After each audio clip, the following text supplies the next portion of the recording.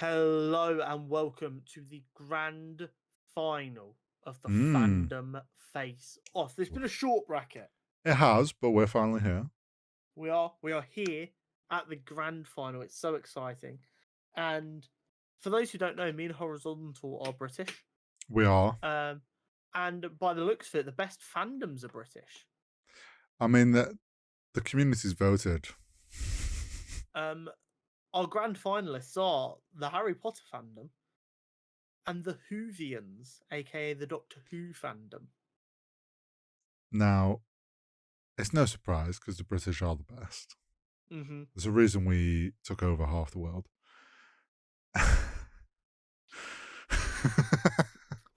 I took no part in that. I didn't endorse that. Well, I took no part in it. It happened many years ago. Okay, nice old joke. I could see it on your face. Where were you in 1735? As always, we've got 6 categories to help us make this decision. Yes, we have. We'll be comparing the size of the fandoms, the dedication of the fandoms, the toxicity of the fandoms, the infighting of the fandoms, the weirdness of the fandoms, and the preference that we have about which fandom we'd prefer to interact with. Yes. Size. This is techie. It is. My brain is screaming that it's Harry Potter. Because surely it's Harry Potter. Yeah, my brain's like, well, it's gotta be Harry Potter.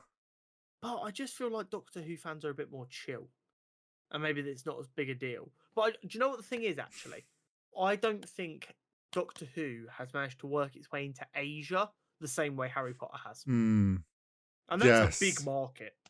Yeah, Harry Potter has managed to spread to almost every country, even if it's just a little bit. Yeah, and I don't think Doctor Who's got quite that No, reach. I don't think so. They're both huge in the UK, but like outside of the UK is where it comes in. Like we've said Harry Potter's global, but it's not quite global on scale as like Marvel and these other ones that we talked about. But it's global.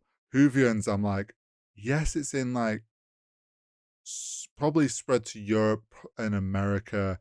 Has it gone global? I don't think so. I wouldn't be as confident. No. Put it this way, they're not like Harry Potter have just opened another studio tour in Tokyo. That's how big it is in Asia. They've invested all that money in creating a studio tour in Tokyo for the Asian market because they know it's worth it. Yeah. I don't think Doctor Who and in that process even consider Asia. No, I don't think so either. So I think size just kind of by rights has to go to Harry Potter. Yeah, which I think is a fair choice. Yes. Dedication. This one is genuinely tricky. Yeah, because there's two ways you can come at this. Yeah. I feel like Harry Potter fans very dedicated because they've had no new content for many years and they're still to this day like hardcore. We are dedicated to our houses. We were sorted into them many years ago and we will never forget that. Whereas Whovians, also when it comes to their like, this was my doctor of my period, I will forever stand by this doctor. We love Doctor Who. It's still running to this day, which shows. Yeah, and like they were so dedicated that when it came back after being off the air for like 20 years or whatever it was, it had like at the time like the biggest ever launch of a BBC program because you had the old generation of fans who were there like, fuck yeah, I'm ready for some adventures in space. And then you had like them with their kids or their grandkids, depending on how old they were, going, are you ready to see some cool shit? Which is what my dad did with me. My dad sat me down and he was like, we're going to watch this. I think you're going to like it. And like, it had me. From the second it went, I was like, fuck yeah. Police box, space. He's northern for some reason. Plenty of planets have a north. Oh, he's funny. Oh, that's Billy Piper. That's awesome. I wouldn't realise why I thought that was awesome for a few years, but that was awesome. that it was just so ready, Yeah. and it's so quintessentially British. I love Doctor Who with my entire heart. It is a big part of why I'm a nerd. Mm. I don't think I can say that Harry Potter fans are more dedicated than Whovians. I can give it a draw, but I'd be more inclined to go Whovians are more dedicated. This show started in the 60s. Doctor Who is older than Star Wars. That's true. Like, let's be completely clear here. It's the whole, like, the thing I think of is just with Harry Potter is like how dedicated people are to the world, like almost the world building of Harry Potter, and like the houses, and going full in on like, I am a Slytherin, I am a Gryffindor. Like, they are dedicated to the cause in that sense. Should we just, for shits and gigs quickly, we've not done this before, and I'm not saying it should influence our decision, should we compare the Doctor Who subreddit size to the Harry Potter one? I mean, that's not a bad indication. Reddit is the home of the most dedicated fans. At least that's what they like to think. Oh. Pause jump. Yeah, I searched for the wrong Doctor Who. I just put DR instead of the full word Doctor. Okay, so there is 670,000 Whovians on Reddit. Okay. I feel like Harry Potter's going to be bigger. I mean, we already decided it was bigger. I'm more Yeah. curious as to how close it is. Only 2.3 million. Still. No. But when you consider the fact that we know that Harry Potter has cracked Asia comfortably and Doctor Who hasn't, them not even being 4 times larger on Reddit, which is the most globally used platform, shows the dedication of the Whovians, in my opinion. Yeah, but I would also say there's a large portion of Harry Potter fans that aren't Redditors. Okay, think about how many Doctor Who fans wouldn't be Redditors, though. You've got to remember there are legitimately going to be 80-year-olds who watched Doctor Who for the first time when they were like 20. They ain't hopping on Reddit. Don't get me wrong, it's very like neck and neck. I think my argument would be there are lots of people who are Doctor Who, who are Harry Potter fans who don't really interact. They just love going back and watching the old films. I feel like the average Whovian you meet is ready to have a conversation about Doctor Who. If they go, oh, I like Doctor Who, and you go, oh, I love Doctor Who, they're like, right, time to have a conversation. Whereas if someone's like, oh, I really like Harry Potter, and you're like, oh, I like Harry Potter, you just look at each other and you're like, oh, so we're just both English. Usually it goes, what house are you? And it's like, oh. Yeah, like there's just not as much going on. No, I get you. Yeah, I can accept a draw for dedication, but I'm not giving it as a Harry Potter win no matter what. Fair. Toxicity. This is kind of hard. These have both scored very well in the toxicity across the board. Yeah. But that one thing about Harry Potter is coming back to bite it in the arse here. There's more of them, so more chance there's more toxicity. It's larger, so there is going to be more people who are toxic. The creator of Harry Potter is a piece of shit, and unfortunately there are going to be some people who share their views and as a result have become fans of their work. That's just the cruel nature of the world. Yeah. I think, unfortunately, you're right. While most of the Harry Potter fandom will push out anyone that associates with the same ideals as the author, they will always still be there because they're like, well, this is the author of Harry Potter, so like we're not going anywhere. Whereas like I feel like anyone that's that sort of toxic in Whovians just immediately shut out, and it's like, yeah, you're not welcome here. Yeah. You got to remember the main character of Doctor Who is an alien whose superpower is compassion because he has a second heart. Like that's what conceptually that was the idea around that. He's got a second heart, so he has super empathy. Like when you boil it down to that, like how like that fan base should never even be remotely toxic. So, infighting. Now this is a funny one because for both of these. Two sides of the same coin with this. Yeah, they fell into the they don't get aggressive. It's more a case of, no, I'm an 11th Doctor and a Hufflepuff, whereas you're a 10th Doctor and a Ravenclaw. We can't be friends. Yeah, it's literally Harry Potter's what house you are, and the jokey of, oh, my house is better. Oh, if you're in Hufflepuff, you're a bit on the interesting side. Donor. When then with Whovians, it's like, oh, David Tennant was my Doctor, so I think he's the best Doctor. Yeah. And then you get someone older goes, oh, well, mine was the 10th Doctor. It's like, it bounces around. Just who's for sure your Doctor. Yeah. I feel like that's the level of infighting. Yeah, I think they're pretty even. Yeah. I mean, if we wanted to use size as a comparator again, I think naturally it will be larger in Harry Potter. But on the flip side of that, there's only 4 houses in Harry Potter. There's like 14 Doctors. Yeah. So you could argue there'd be more factions in the Doctor fandom. So yeah, it's definitely a tricky one. I'd be more inclined to say they're pretty even here. Yeah, so would I. Weirdness. Again, they're both, for the most part, the harmless kind of weird. Yep. So what do I find more off-putting? Someone who gets upset on their birthday every year when they don't have a Hogwarts letter?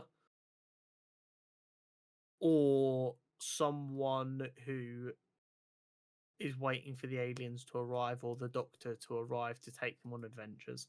What do I find more off-putting?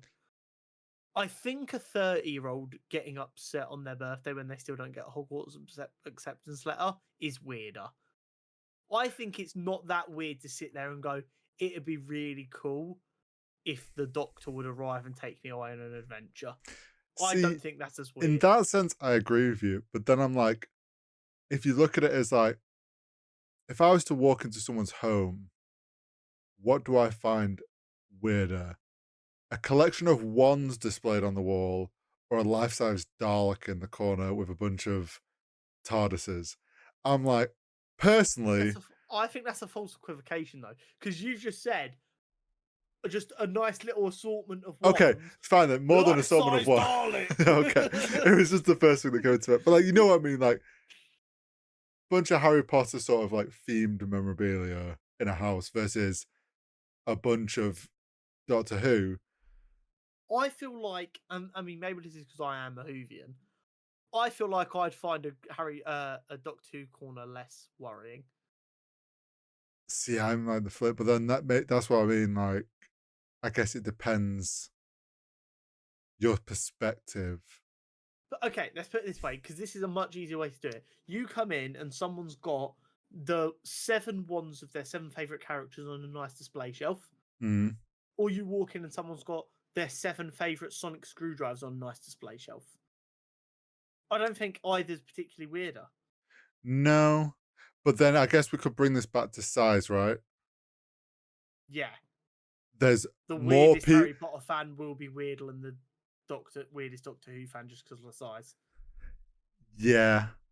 Or you could even, but then you could even say there's more Harry Potter fans, so they're more accepting of Harry Potter stuff than there is. But then that, yeah, I think there's more very weird. Like, if you were to go to the extreme of like their whole personalities are these fandoms, yeah, there's more chance there's more of them in Harry Potter because it's larger than there is. I just feel like the most extreme kind of fan you're going to see with Harry Potter is like a 30-year-old who's just drinking coffee constantly to like an insane degree. They're literally fucking shaking in a wizard robe.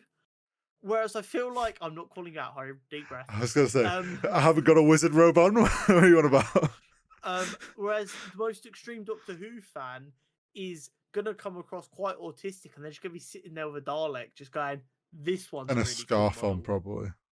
Do you know? And I don't find that as off-putting. They're just like, this Dalek model is lit. And then the other one's like fucking cracked out of the head on caffeine. Yeah. Again, I'm not saying I'm not a bit biased here because I'm more of a Whovian. Like, that is very much potentially the case. It's tough. I just feel like the style of person associated to Doctor Who versus Harry Potter, I feel like a more extreme Whovian's just a bit more palatable to me. Yeah, I think the problem is they're both, like we said at the beginning, like they're both the harmless weird, and Yeah. don't even really get that weird when you get to the extremes. So it's like it's I think hard we to. call that a draw. Yeah, I don't think we could confidently say either this one's is weird. gonna be tough. I can already feel Yeah. this is gonna be very tough. Preference, I'm assuming we're split. Yeah, because I would very much. I'm not that fussed about Whovians, whereas Harry Potter I would prefer. Yeah, but you still need to watch this year's Christmas special I to decide if we're going still, to watch the new season together. I still know I would lean Harry Potter. I mean, that's fair. I'm still massively leaning Whovians. I actively try and avoid it and interact with the Harry Potter fandom just because Doctor Who's cooler. Size we gave to Harry Potter. Yeah, Dedication, Whovians. yeah, Toxicity, we said Harry Potter is more toxic just because of the size. yeah.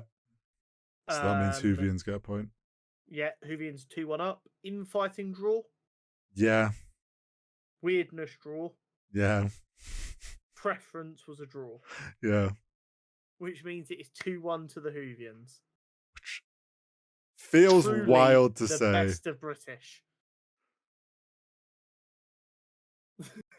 It's That yeah, is no. our Fandom Face-Off It champion. almost feels biased, but we said when this bracket started, like it was gonna be the smaller fandoms that kind of come out Yeah. on top because they can control, because of the categories we picked, like they're in more control of like their fandom in a way. Yeah. So I mean, if I list out the 8 that we said, hmm, I feel like you gotta look at this and be like, yeah, I can see Whovians being near the top of that. Star Wars, Marvel, DC, Harry Potter, Disney adults, mhm. Schneider cultists, Whovians, and Film Bros. Yeah. There's a lot in there where you're like, oh, I can see they were like, yeah, those fandoms can be pretty toxic and stuff, and they immediately dropped on the list. I'd say the only one out of these that I like, for the most part, enjoy my interaction with is the Whovian fandom. Like, there's parts of Star Wars, Marvel, and DC I enjoy interacting with, but there is always that one dickhead who just wants to be angry that women exist or black people exist. Yeah. Whereas with the Whovians, a lot of the time it's like, did you see that fucking? Did you see them prosthetics, brother? Like, it's just it's a lot more vibey. Bring back vibey fandoms. That's what I say. Yeah. No, But that is the end of the Fandom Face-Off. It is. We're done. It's gone forever. It's not coming back. Though it does exist on our channel. So if you want to watch the other episodes. Yeah, if somehow you found your way to the grand final and you want to know how we got here, go back. They're all there. You can catch up on them and you'll be ready for whatever comes next, which we will announce next week. Ooh, how exciting. Thank you as always. Make sure you like, make sure you subscribe, and ring that bell for post notifications. And we'll see you in a bit. See you in the next video.